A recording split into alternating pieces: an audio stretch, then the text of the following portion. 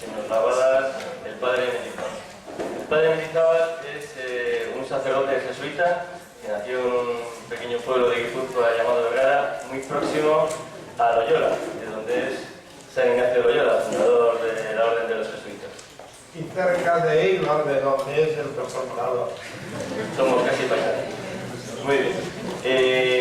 Desde siempre, como un rasgo fundamental, el corazón de Jesús ha estado unido al Padre Mendizábal. Son dos conceptos, corazón de Jesús y Padre Mendizábal, inseparables. Desde el inicio, cuando él era el director del apostolado de la oración, animó todo lo que es el movimiento Reino de Cristo, que entonces era Jóvenes por el Reino de Cristo y hoy es todo lo que conocemos. Entonces, a él le debemos mucho su apoyo desde el comienzo. Y por último reseñaré que ha escrito muchos libros ayudando a tanto a religiosos como seglares y destacaría en el corazón de Cristo. Y ya sin más voy a pasar la palabra al Padre Mendizábal. Él nos va a hablar y al final tendremos 10 minutos de preguntas para que le podamos preguntar lo que queramos. Muchas gracias, Padre.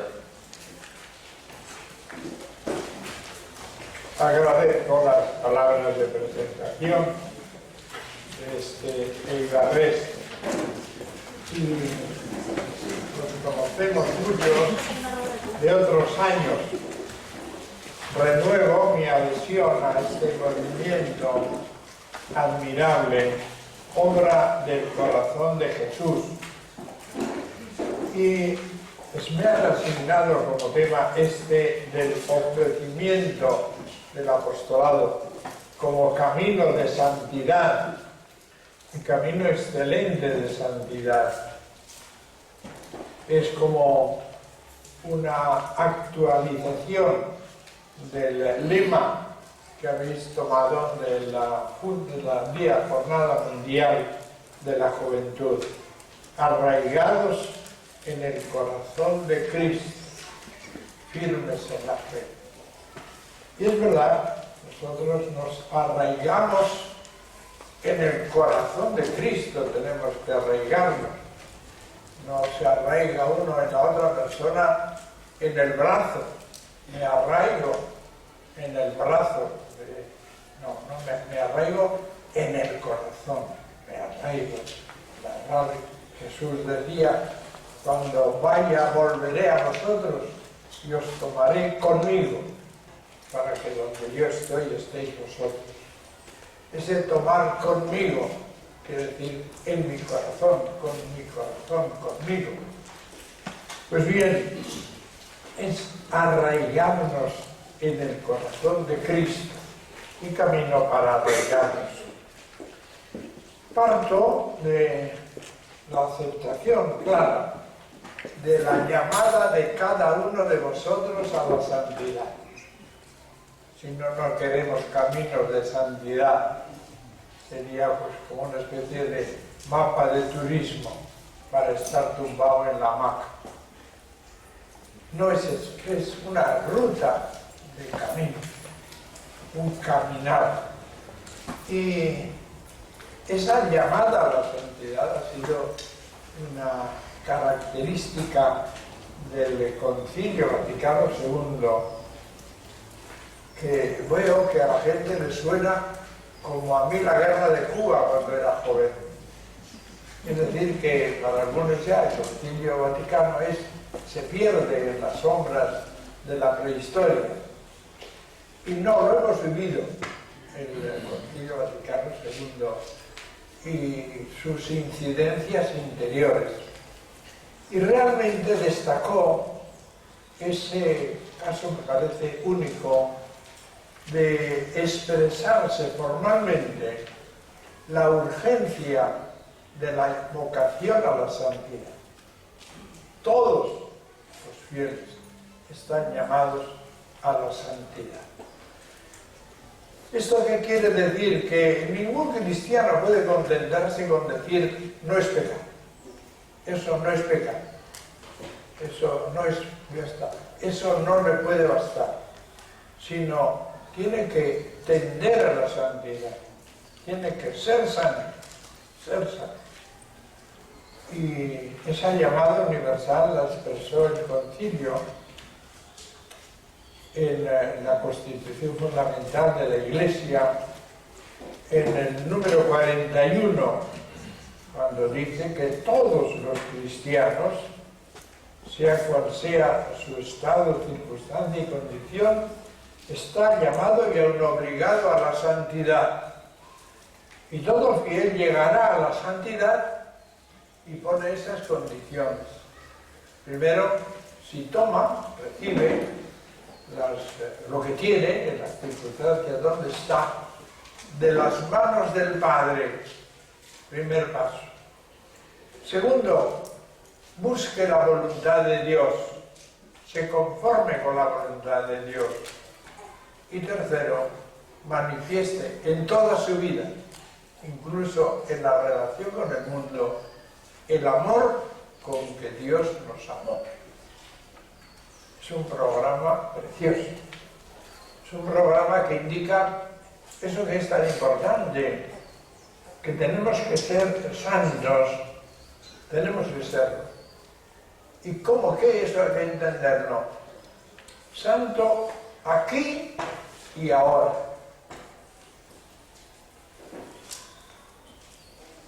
Ser santo quiere decir aquí y ahora. ¿Por qué recalco este punto? Porque es frecuente para nosotros evadir el presente y el aquí. Entonces soñamos cuando Dios es mejor con esto, cuando cambien las circunstancias, cuando el gobierno sea más así, cuando los impuestos bajen. Siempre es más tarde yo me entregaré. Yo tomaré en serio la santidad. Y eso es deleterio. Eso no va. Eso es lo mismo que renunciar a la santidad. Tiene que ser aquí donde estoy, no soñando con otras circunstancias, aquí donde estoy, aquí. En el matrimonio en que me encuentro, en la familia donde estoy, en el trabajo que tengo, aquí y ahora. Ahora. No más tarde, siempre nos retrasamos para después. Entonces, esa llamada a la santidad, aquí y ahora, implica que yo acoja donde me encuentro como de la mano de Dios. No quiero yo justificar todo lo que pasa alrededor, pero yo tengo que situarme donde estoy. En el Evangelio vemos como en medio de la tempestad, Simón Pedro, ante la presencia del que pensaban que era un fantasma, y gritan de susto, y él les dice: no temáis, soy yo. Simón Pedro, yo creo que perdió la cabeza, porque hace una propuesta sin cabeza, y dice: Señor, si eres tú, manda que yo vaya a ti por encima de las olas. Hay que estar en medio de las olas para entender la locura que esto significa. Porque yo entiendo que le hubiera dicho: Señor, amansa esto para que yo camine con un botecito y llego hasta ti. Pero no, le dice: si eres tú, manda que yo vaya a ti, ahora, aquí, ahora, por encima de las olas. Y lo gordo es que Jesús le dice: sí, ven. Y él se echó al agua y caminaba por encima de las olas. Hasta que paró, vio aquellas las olas que amenazaban el viento y dijo: que me hundo. Separó la mirada de Cristo. Y al separar la mirada de Cristo no podía caminar sobre las olas. Entonces se hundía. Señor, que me ahogo, que me hundo. Hombre de poca fe, ¿por qué has dudado? Yo creo que esto es imagen de nuestra vida. Cada uno de nosotros, más o menos, está en medio de un temporal. De un modo o de otro.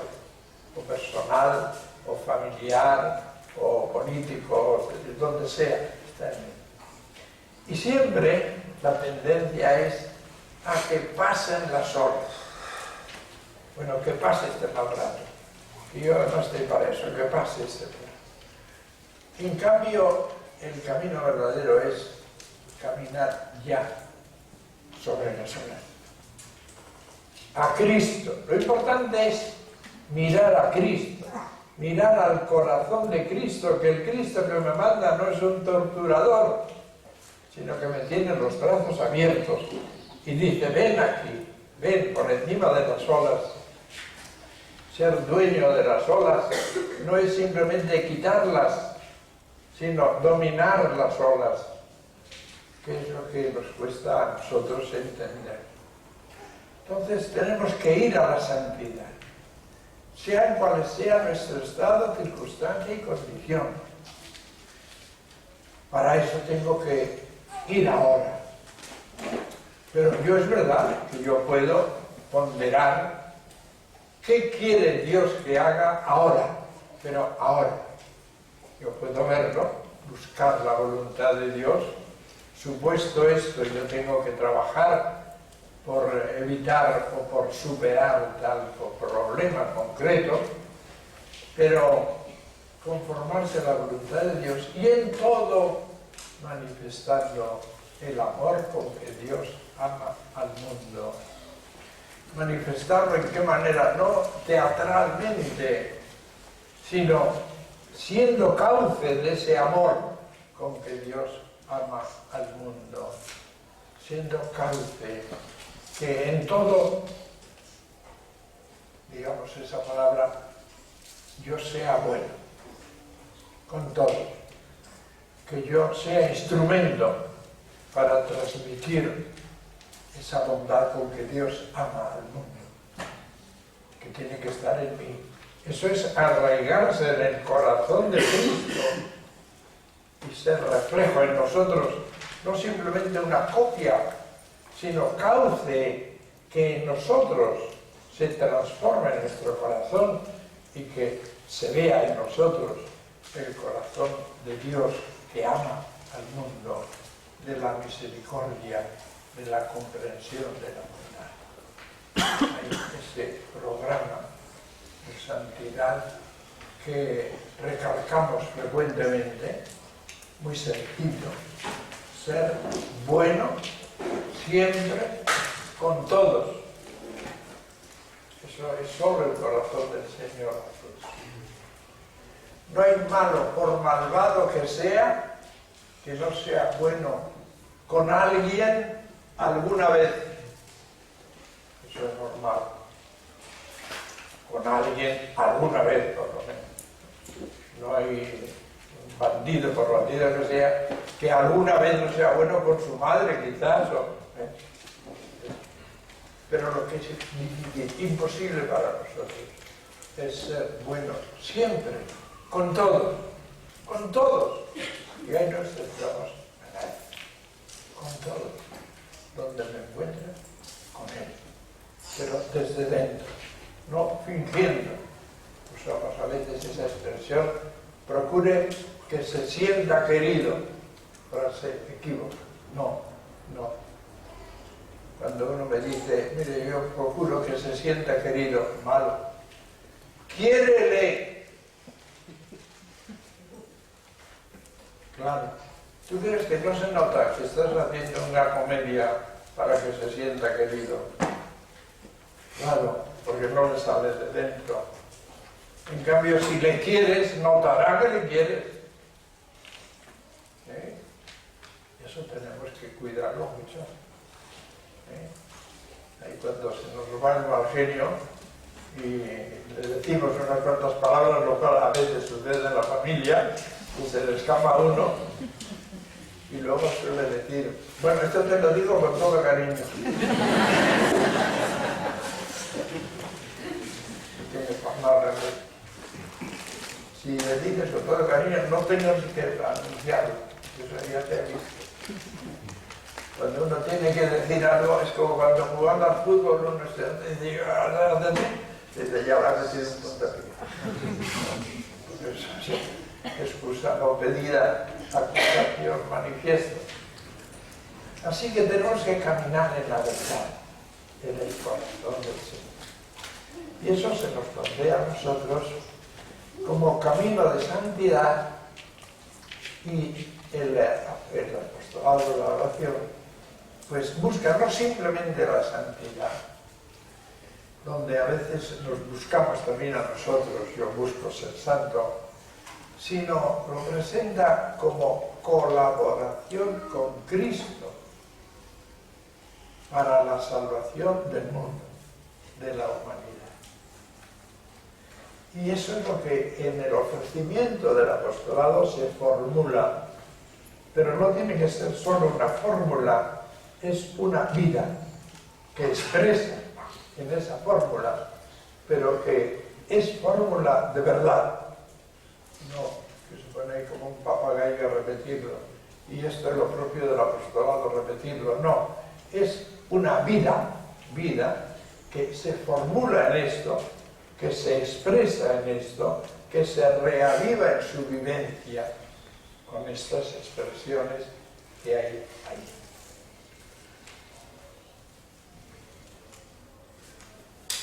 El nombre del apostolado de la oración, el ofrecimiento del apostolado de la oración, el nombre, yo creo que a veces ha llevado a equivocación. Y algunos han entendido que es apostolado de la oración, grupos de oración, enseñar a orar, apostolado de la oración. Y no es eso, es la colaboración a la salvación del mundo por la oración, pero bien entendido. Que el apostolado entiende la vida entera y el don personal de sí mismo.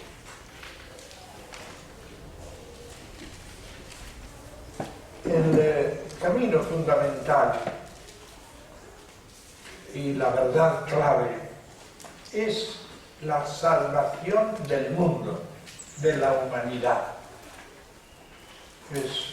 El objetivo de Cristo fue salvar el mundo. Así amó Dios al mundo que ha enviado a su Hijo para salvar al mundo.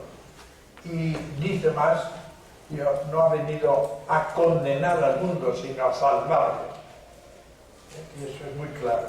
Nosotros no venimos a condenar a nadie, sino a salvarlo. Jesús hizo para eso su obra. ¿Cómo la hizo Él? Pues lo hizo por un camino, diríamos, que nos parecería poco eficaz. Y que en los términos nuestros de eficacia de propaganda no sería de lo más acertado. Porque Él vivió escondido 30 años. No es el método mejor para realizar la salvación del mundo. 30 años. Me quedaban unos 3 años. Alguna vez en alguna ocasión, perdón, lo digo así en persona, pero fue así. Un obispo me dijo, hablando así con él, de la diócesis, me dijo, bueno, total me quedan 3 años. 3 años, y ya pues me jubilo. 3 años. Y le dije yo, qué curioso, exactamente los que tenía Jesús al salir a la vida pública. Y bueno, como cruzarse de brazos y de arriba, como me quedan 3 años.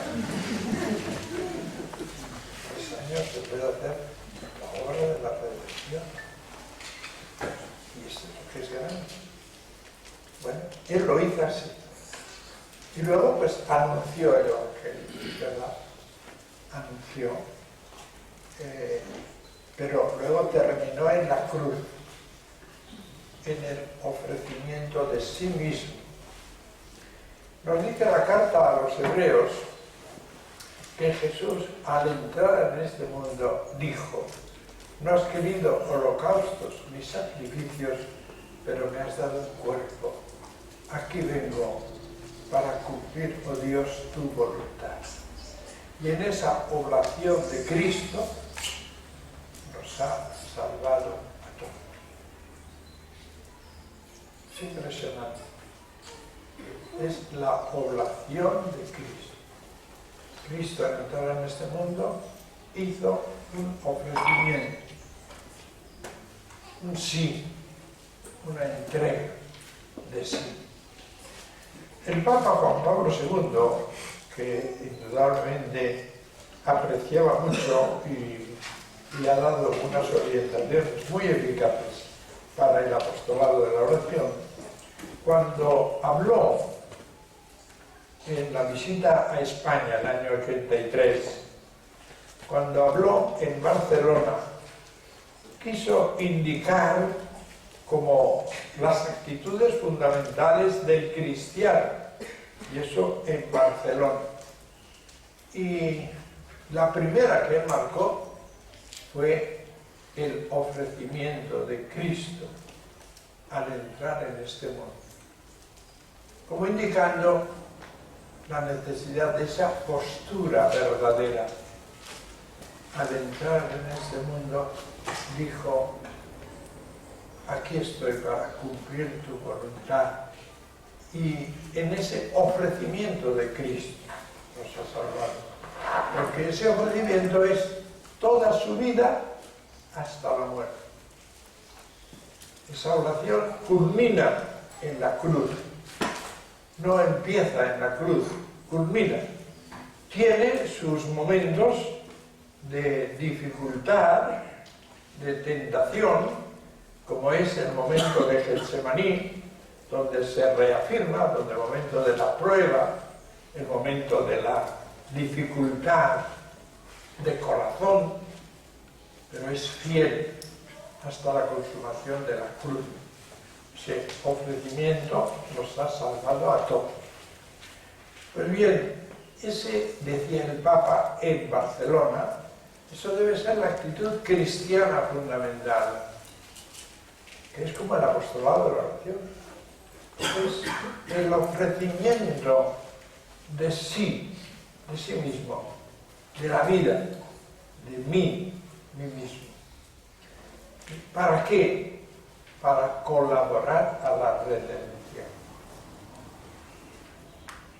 Pero eso quiere decir que me voy a dedicar solo a colaborar. No, tengo que vivir la vida que tengo, pero con una entrega de mi persona, que no sea una búsqueda de mí mismo, porque ahí suele estar siempre nuestro obstáculo en todo el camino de la vida. Volvemos como los focos sobre nosotros, yo. Entonces, lo importante en el matrimonio es que yo sea feliz, yo, cada uno, yo. Entonces, el levantar esa mirada más es renunciar a la felicidad, no, es camino de felicidad. Pero nos molesta una cierta parte de nuestro ser. Yo creo que muchas veces nos quejamos de las circunstancias en que estamos, en que vamos a parar, suele ser la dificultad de la vida familiar. Suele ser que llegamos a un momento en que tenemos dificultades, yo no me siento comprendido, yo no encuentro el apoyo que yo quería, suele ser el yo. Y claro, es verdad que cuando eso se arraiga, pues no tiene fácil solución. Pero si cogemos a tiempo y pronto el entender la vida de familia, vida de matrimonio, no como yo, que yo sea feliz, que mi mujer me haga feliz, que mi marido me haga feliz, a mí, yo. Si le damos más en hacer feliz, en ayudar, el cambio es,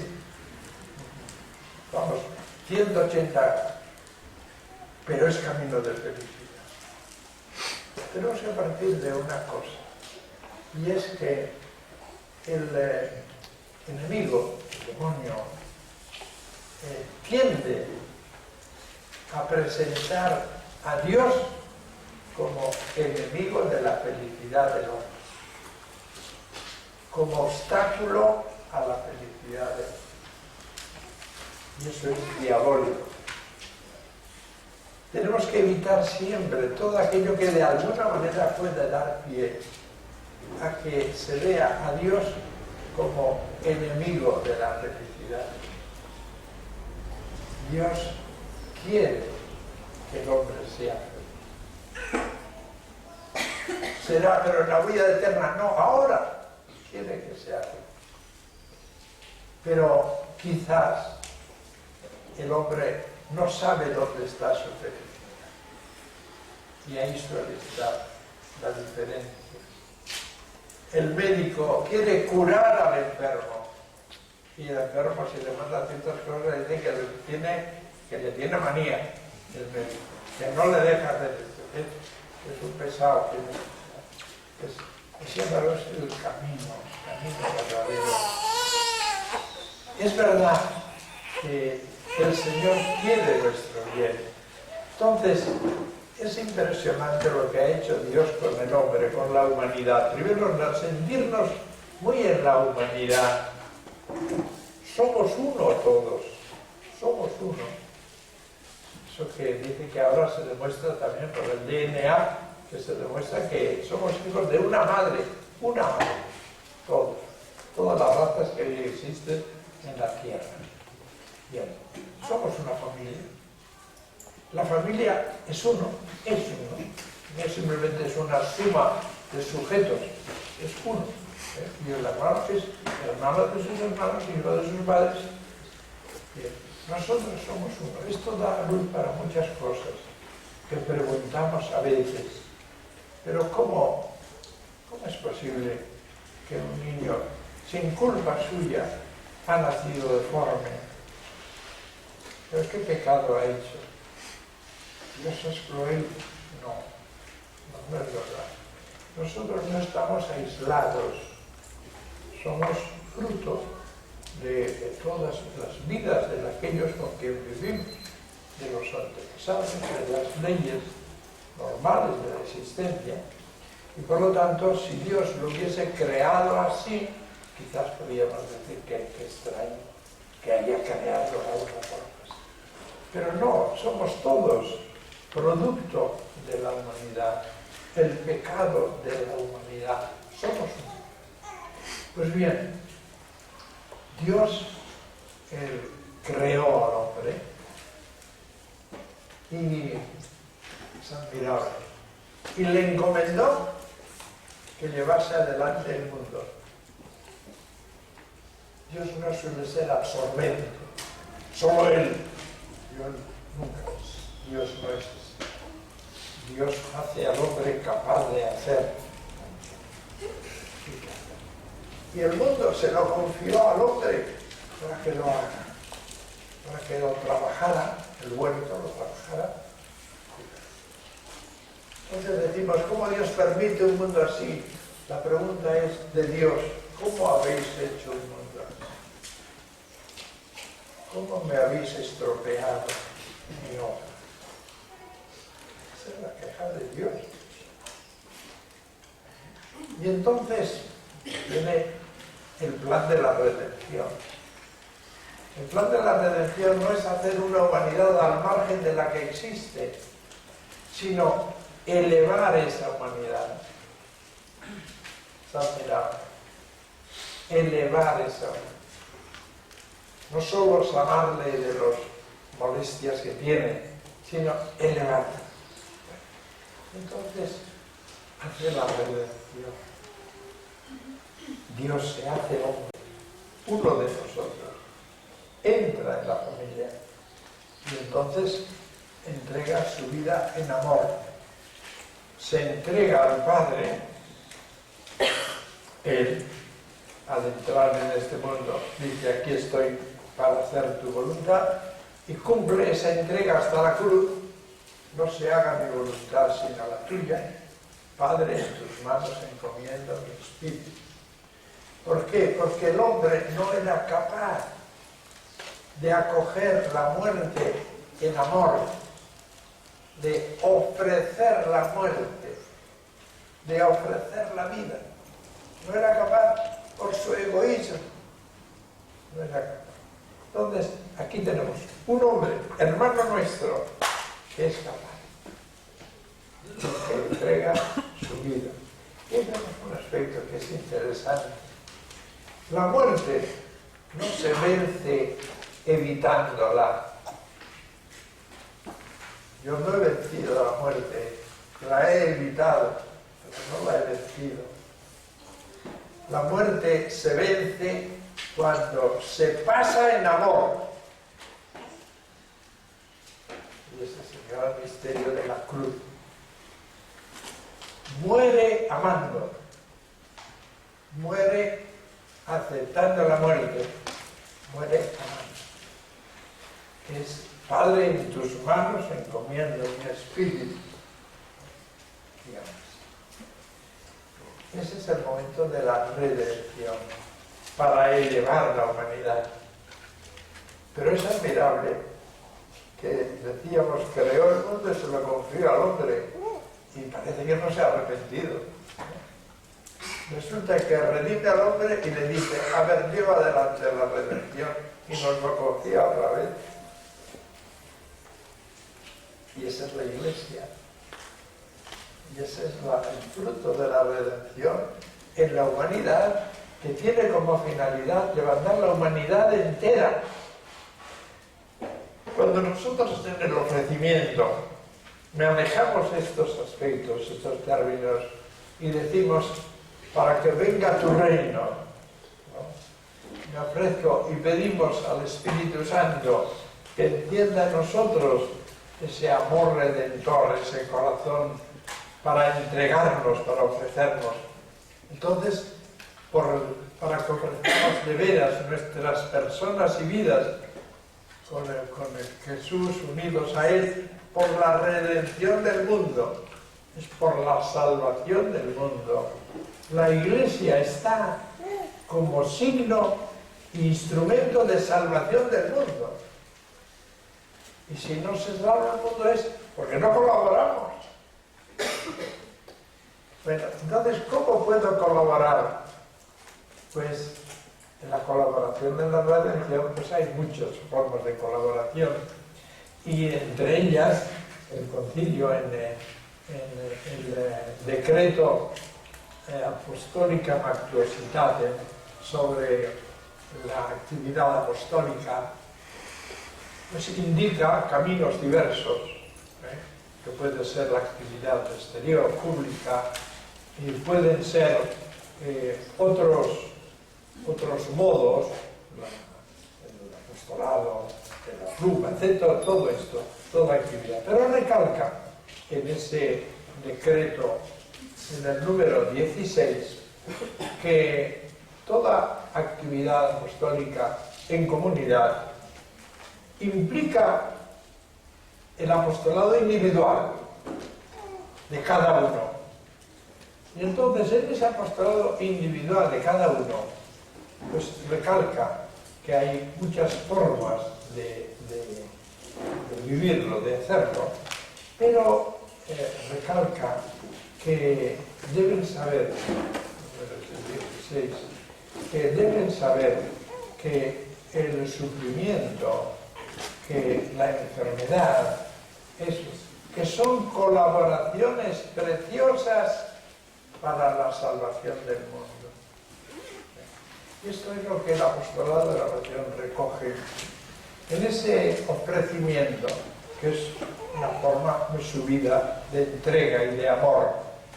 El ofrecimiento no es ofrecimiento de cosas, sino que el ofrecimiento supone el personal de sí mismo.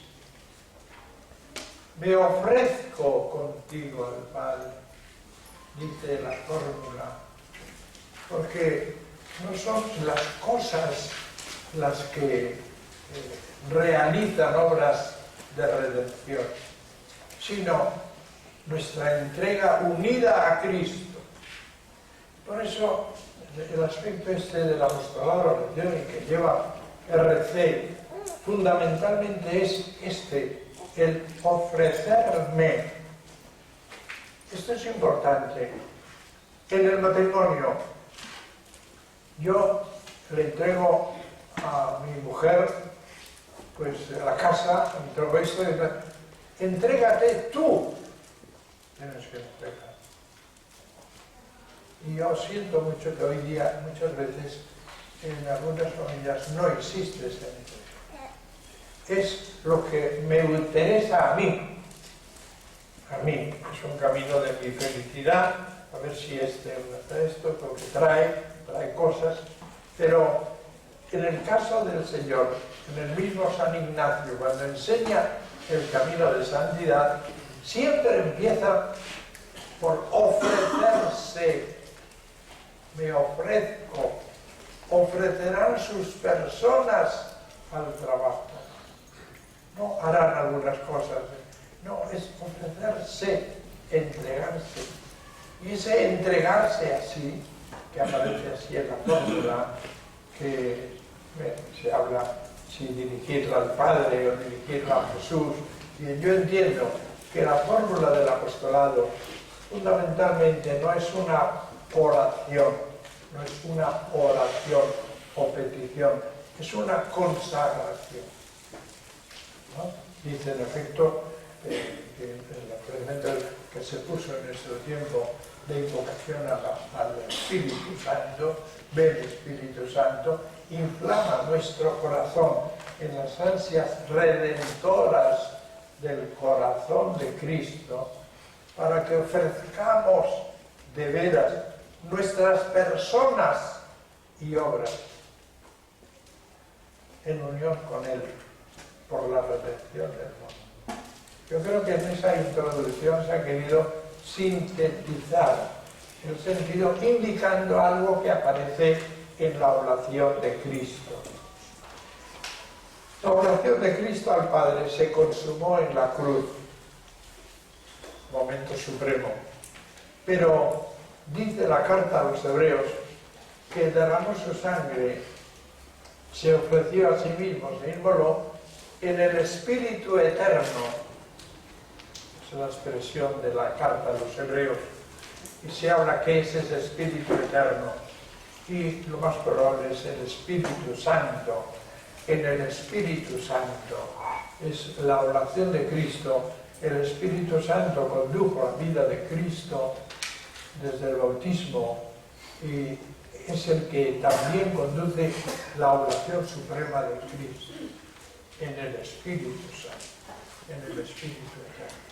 Entonces, el apostolado de los Dios enseña a ofrecerse en el Espíritu Santo, en el Espíritu. No es tanto dirigirse al Espíritu Santo, sino en ese Espíritu. Ven Espíritu, inflama nuestro corazón, el corazón, la entrega, ese arraigarse en el corazón del Señor, en unión con Él por la redención del mundo. Salvación y redención del mundo. Y entonces viene ya la fórmula en el que aquí he visto que lo mantenéis así, en el procedimiento nuestro, dice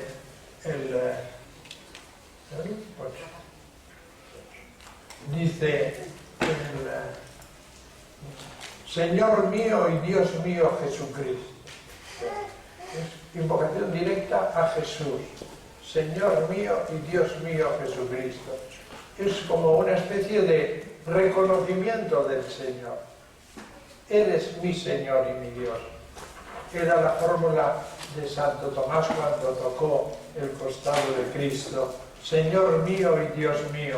Es ese fruto de toda la experiencia de Jesús en nuestra vida, que cada día, si lo hacemos de verdad, tiene un sentido distinto, porque hemos conocido mejor al Señor, y cada vez es más Señor mío y Dios mío, Jesucristo.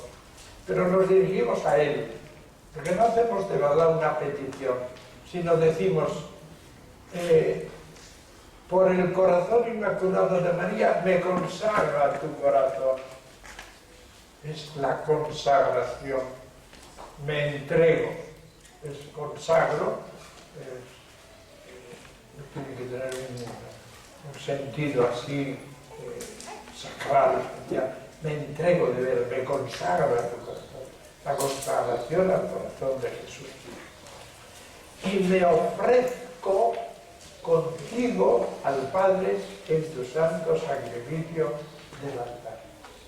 La postura de Jesús, ofreciéndose, no es que crea en nosotros una imitación, sino que en el cuerpo de Cristo, que es la Iglesia, Él pone su corazón en nosotros. En la Eucaristía Él transforma nuestro corazón. De nuevo, no pone un corazón al margen del que ya tenemos, sino transforma el corazón. Entonces, ese corazón de Cristo en nosotros es el que nos ofrece con Él. Esto sucede en la Eucaristía. Y me lo vais a permitir que lo indique brevemente. Pero como es fundamentalmente en el santo sacrificio del altar, pues lo indico así. Fijaos, la misa es una cosa muy sencilla. La misa es la oración de Cristo mantenida.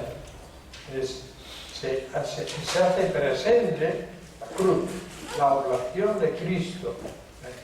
Entonces, Cristo, por el sacerdote, se ofrece al Padre y nos ofrece a la Iglesia con Él. En su ofrecimiento entramos nosotros. No es que nosotros paralelamente, mientras Él se ofrece, nos ofrecemos, sino entramos en Él, nos une consigo, nos lleva en ese lanzamiento de amor, nos lleva consigo, nos arrastra. Y nosotros, ofreciéndonos, le ofrecemos, nos unimos en Él. Este es el sacrificio del altar, que es precioso. Entonces, notad eso, es muy bonito. La Eucaristía, de nuevo, no se crea. Yo no digo, sí, esto es mi cuerpo y ya está. Ahí sale. Sino tengo que poner la hostia, el vino, tengo que poner. Sin eso no hay Eucaristía. Y yo, en el ofertorio, yo ofrezco, entrego, porque el Señor, si no le entrego, pues no se va a hacer presente, no va a transustanciar, no crea de la nada, pero requiere que yo lo ofrezca. Si yo me reservo, si una gota de vino dice yo no quiero, me salgo, pues no se transforma en el cuerpo de sangre de Cristo. Entonces, nos une en la Eucaristía consigo. Entonces, así ofrecemos lo que tenemos, lo que somos, pobrecito, pero el valor de la Eucaristía no está en eso, sino que ofreciéndolo, Él nos transforma y nos ofrece en Él, transformados en Él. Esa es la plegaria eucarística, que se dirige siempre al Padre.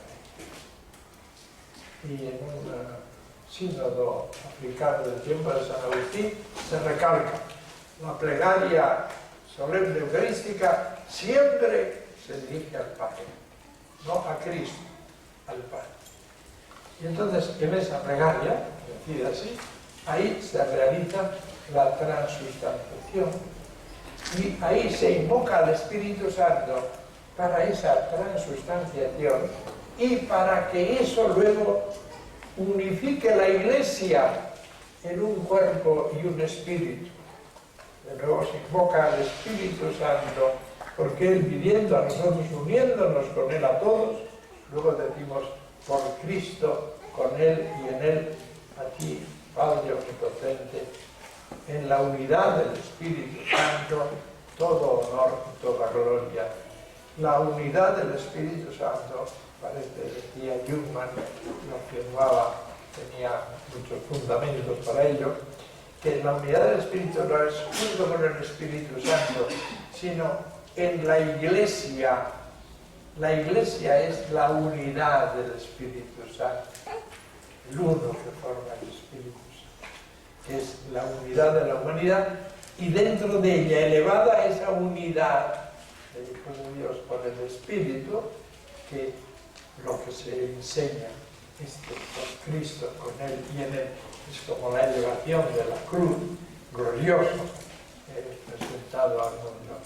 Pues bien, Este es el camino del ofrecimiento. No solo dar cosas, sino darnos. En unión con Cristo. Y siempre aparece la Virgen como por medio de ella, es verdad, a manera de ella, porque si nos fijamos en María, lo que sabemos de ella es que se ofreció. He aquí la esclava del Señor, hágase en mí según tu palabra, hasta la cruz con Jesús. Pues bien, yo creo que este camino puede ser el camino nuestro, de verdad, de matrimonio y de familia juntos, en una unidad de amor en Cristo, en la Eucaristía, para la salvación del mundo. Y os he entretenido demasiado.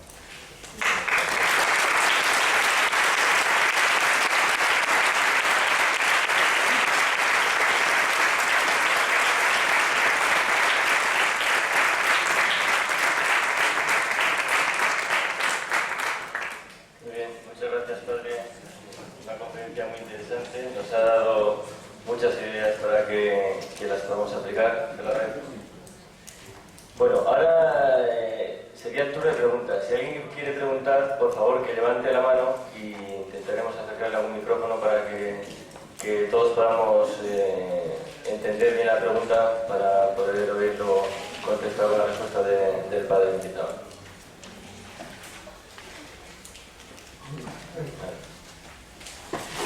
Bueno, pues casi que te acercas, por favor.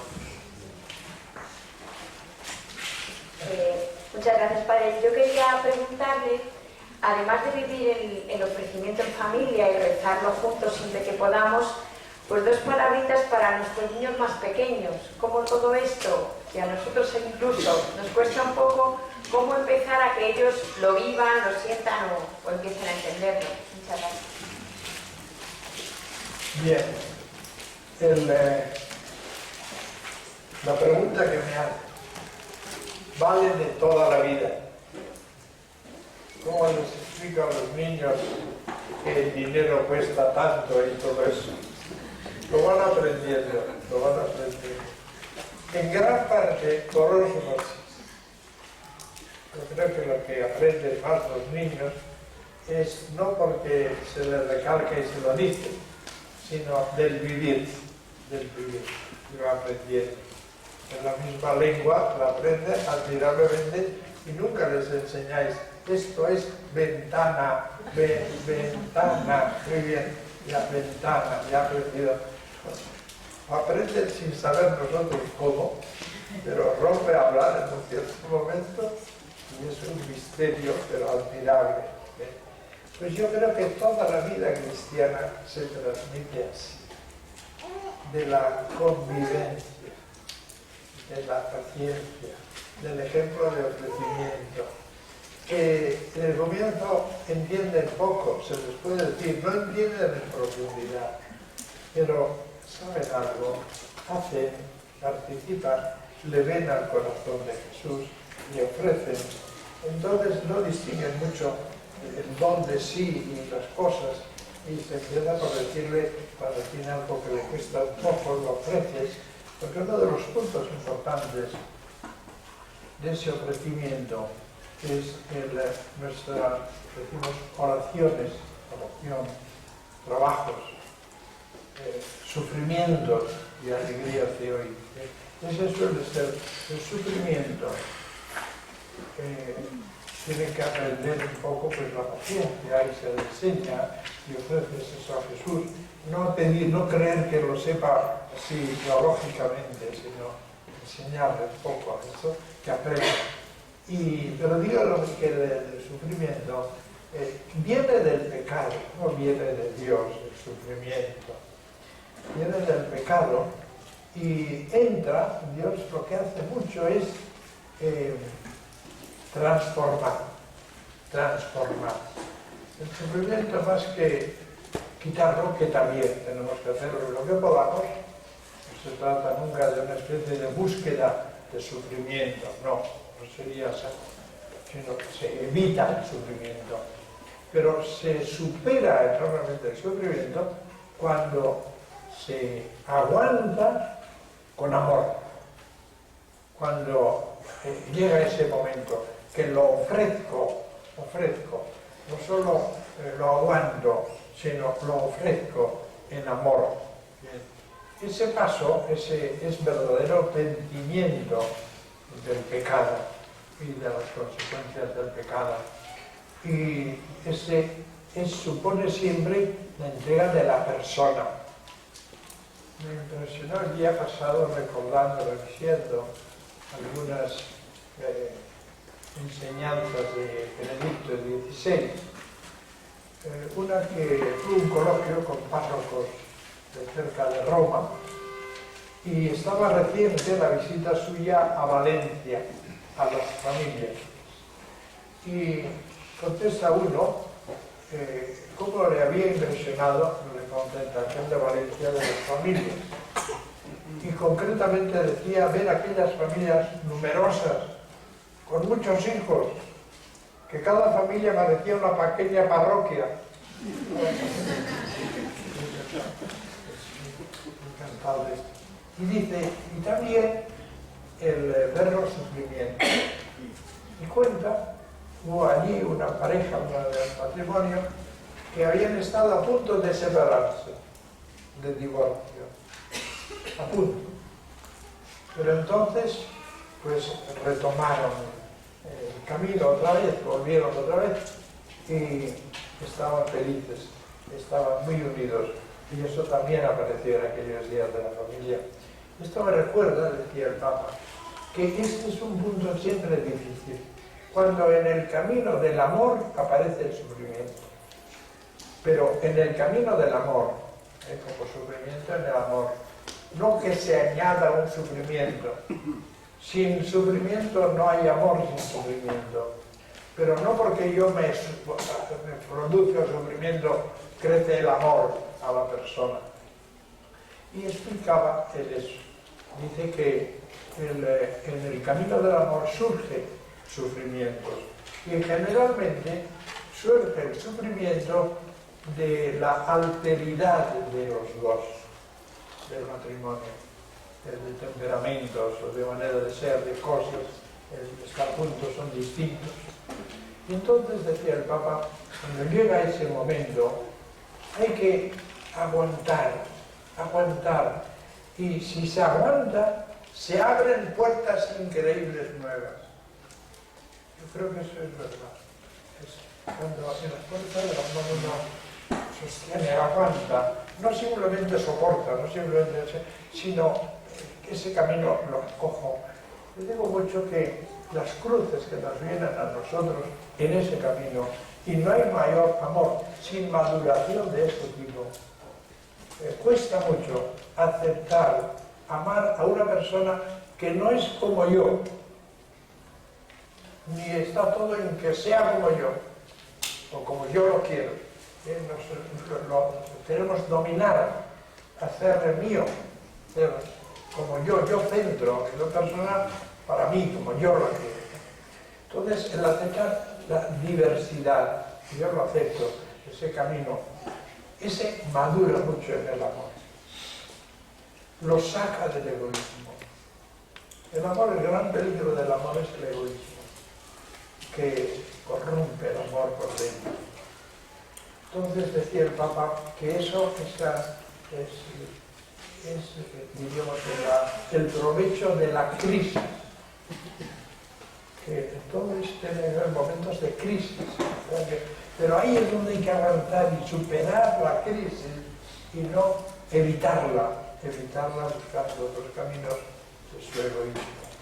Entonces, yo creo que en esa tendencia mantenida por los niños, eso se va impregnando, eso lo van haciendo sin entenderlo del todo. Lo que pasa con el catecismo mismo, pues yo le enseño estas fórmulas, no las entiendo todavía, pero luego va cayendo la cuenta y la va asimilando, y dentro del ambiente familiar irá introduciéndose en él.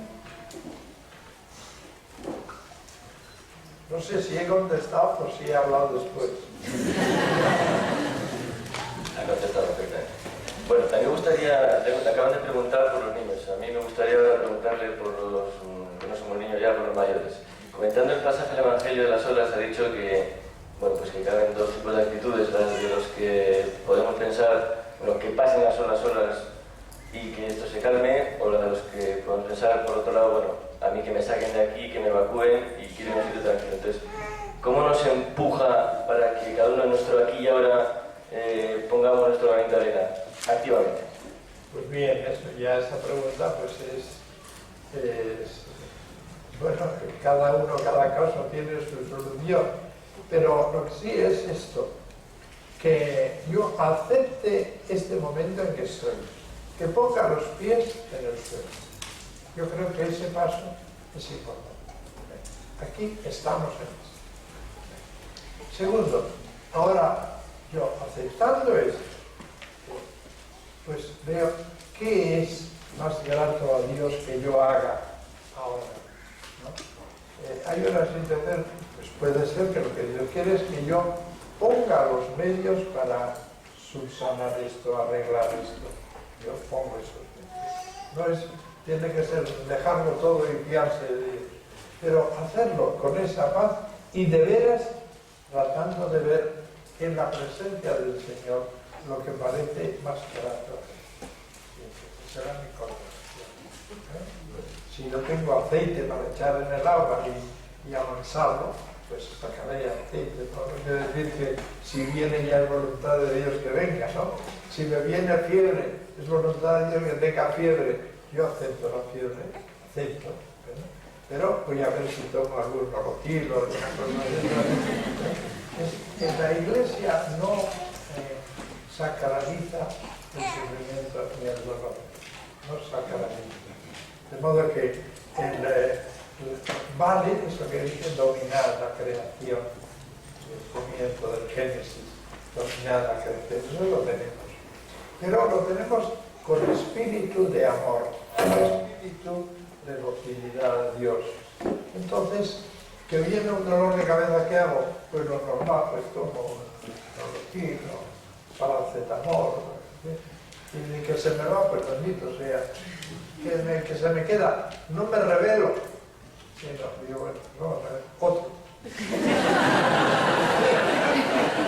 No digo la voluntad de Dios que tenga dolor, eso no es, yo pongo en un pedo, pero no pongo revelándome, sino en una aceptación, en un ofrecimiento de Dios. Muy bien, pues muchísimas gracias, Padre, por esta conferencia y todas las ideas que nos ha dado. Y bueno, pues, para nosotros ha sido un placer contar con un sacerdote sabio y entregado que usted, un buen